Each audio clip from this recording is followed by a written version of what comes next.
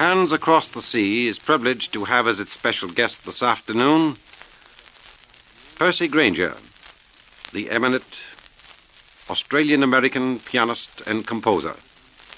Australia has given many notable artists and made many notable contributions to American musical life, and Percy Grainger is one of the outstanding contributions that we have inherited from Australia. It's a very great pleasure, Mr. Granger, to have you on this program, Hands Across the Sea, on Anzac Day. It's such a great pleasure to be with you.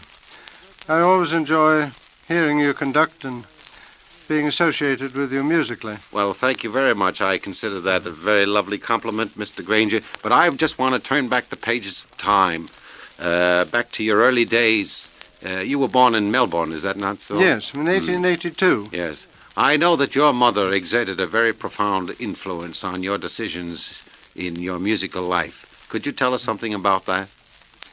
Yes. Well, my mother had this rather unusual attitude, perhaps, for someone who came from a family that did not practice music.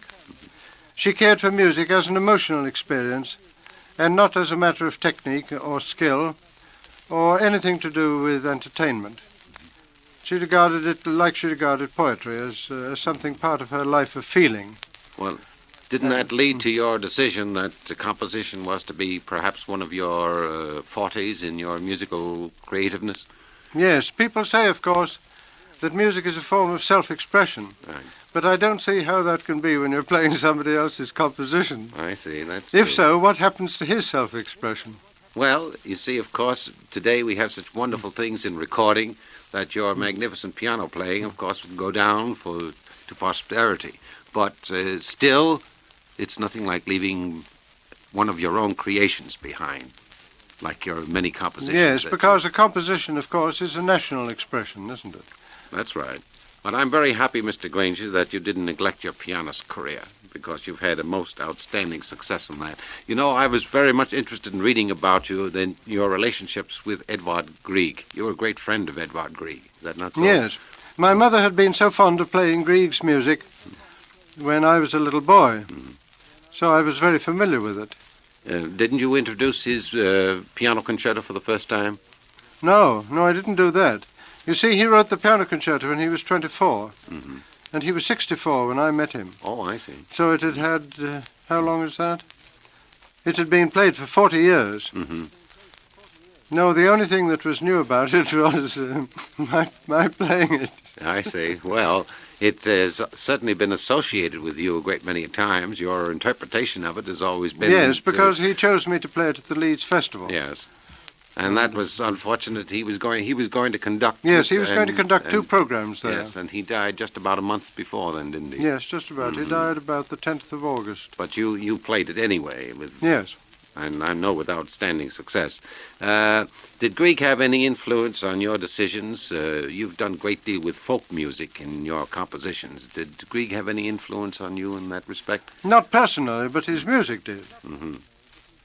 I'd done many folk song settings before I met Grieg. Yes. In fact, most of my best-known ones were written before I met him. That's right. That includes Molly on the Shore and Shepherd's Hay and the Irish tune from the County Derry. And Yes. some of those Yes. numbers of like Country Gardens that have become almost Country Gardens was later. That was not till standard 1908. works in everybody's repertoire. Music is always full of the joie de vivre in Mr. Granger, but he's a great outdoor man. And I've read a great deal about him, and I know quite a good bit about him in his feeling for the great outdoors. I know he's a great walker. Is that not so, Mr. Granger?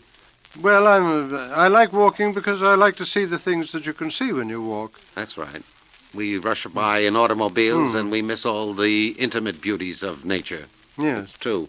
I hear you once walked 65 miles to give a concert in Durban, South Africa. Yes. So? I walked from Pietermaritzburg to Durban. Yeah, Because I wanted to see the Zulus and the Zulu country, I see. which are both very interesting. And you also walked across the Australian desert. The South Australian desert, yes. Very beautiful part of the world. I recall just a few weeks ago hearing you play the Tchaikovsky Piano Concerto with the West Point Military Academy Band. That was quite a thrill, and how beautifully... Yes, it's a lovely worked. band, isn't Yes, it? it certainly is. And it's such a wonderful conductor. Well, what are we going to hear of yours this afternoon?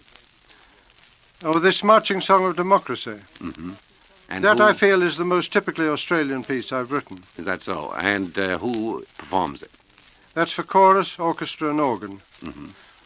Recorded at the BBC? That's the BBC, Yes. yes, conducted by Leslie Woodgate. Well, thank you very much, Percy Granger, and let's listen to the marching song of democracy, the composition of Percy Granger.